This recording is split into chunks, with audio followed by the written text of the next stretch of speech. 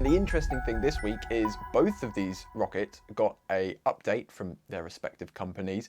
I'll start off with Neutron. The key items that they released were the numbers to geostationary transfer orbit, which we hadn't seen before. So how much mass Neutron will be able to take to GTO. Interestingly, next to RTLS, there is an N/A, not applicable. So according to this PDF, Neutron will not be able to return to the launch site if they are launching a payload to GTO. And then for the downrange recovery on a drone ship, because marine assets suck, that's 1,800 kilos to a 40-degree GTO. And then an expendable Neutron would be 2,800 kilos to a GTO. Comparing that to LEO, low Earth orbit, as a quick refresher for Neutron with RTLS, that's 8,500. Downrange landing is 13,000 and expendable is 15,000. That's to low Earth orbit. So the LEO numbers at least are kind of 50-ish% of what Falcon 9 can do right now. It's a bit hazy because, you know, different inclinations and whether, you know, like there are so many things that go into how much stuff you can actually lift into space. But that's the general numbers right now. Rocket Lab is released for Neutron, which is pretty cool.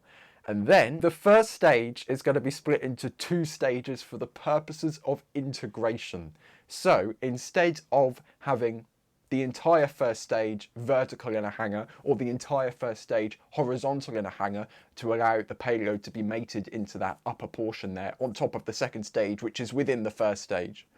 They're going to be able to split the booster in half, so you'll have the lower module, which will be stacked on the pad, and then you'll have the upper module, which will be able to be hung horizontally in a hangar, have the second stage and the payload integrated horizontally in the hangar.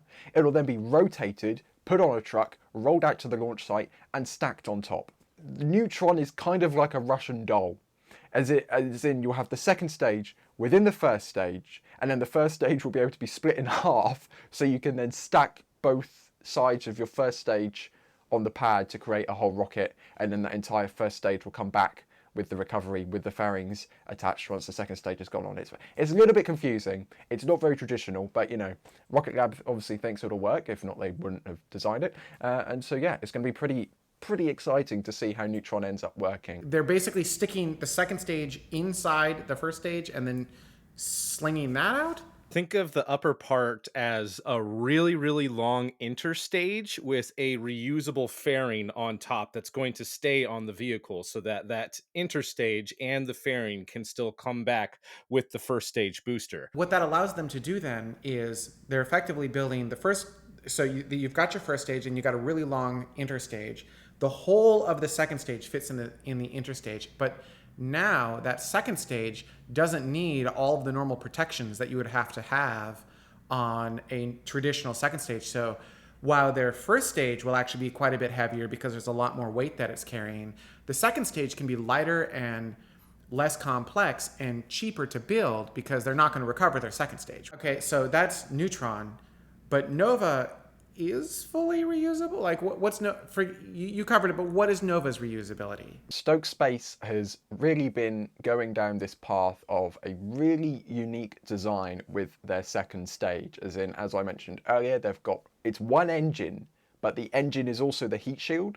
So embedded within the heat shield around the outside, they've got all of these little nozzles, which then all of the plumes from all of those nozzles interact with the geometry of the heat shield in order to create what is effectively an Aerospike engine, which means it's super efficient sea level or a little ways up from sea level. At stage separation within the atmosphere, it's super efficient there, and then as they get higher into and eventually out of the atmosphere, it remains super efficient with that second stage engine there, which means that they can go all the way into orbit and then eventually bring that second stage back down for landing, meaning that the entire vehicle will be fully reusable. And because that second stage engine and second stage heat shield is embedded to essentially be the same thing, that means much quicker reusable turnarounds with that second stage because it's all one thing, it's built in. You don't have to worry about having your engines exposed, because your engine is your heat shield and your heat shield is your engine, right? So we've seen on Starship, maybe a little bit of tile burn through isn't a great thing. Why do we need to mess around with thousands of tiles when we can just have one heat shield that comes straight in? Heat shield and the engine are the same thing. You don't have to worry about burn throughs, you don't have to worry about engine damage, you don't have to worry about all of these different things. It's one entire structure. It's the same thing, which is really, personally, I think this is really quite an innovative system that Stoke is coming up with here. And on the newest renders Stoke has put out, they have basically designed, so you can see that second stage, it tapers out like this, right? It's a conical shape, and those nozzles are going to be around the outside of that conical shape. The first stage is going to be slightly thinner than the widest part of that conical shape, which means Stoke will be able to do hot staging without the need for an interstage. Think Starship's hot staging, right? We have the hot staging ring, which is a big shield on top of the booster. The inner Raptor engines fire down, and then that plume goes out there, right? By having the engines physically outside of the bounds of the booster, that means you don't have to mess around with any interstage, any pushers, any deflectors, any heat shields, any of that nonsense, right? The engines will just simply fire outside of the bounds of the booster.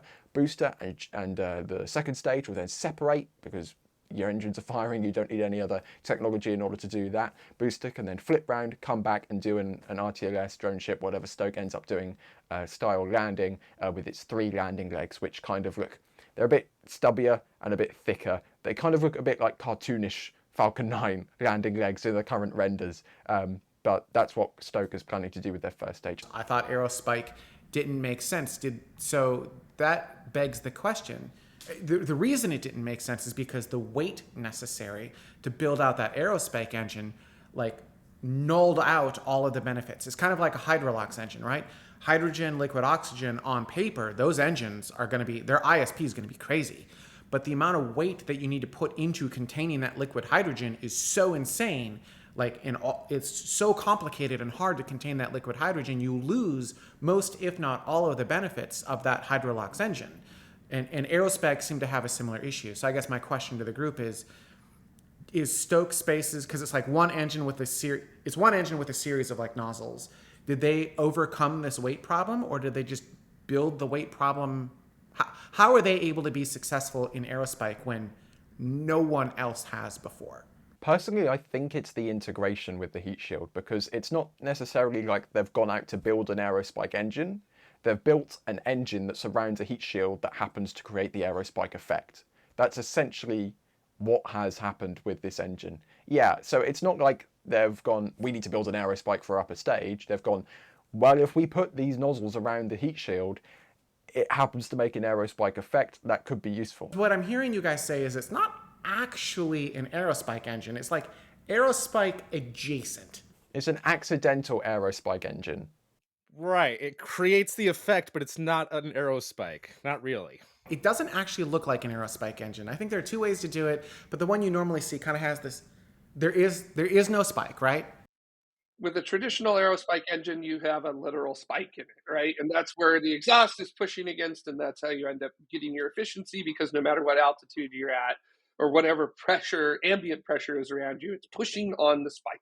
It's not pushing on the bell or atmosphere around you in order to do it.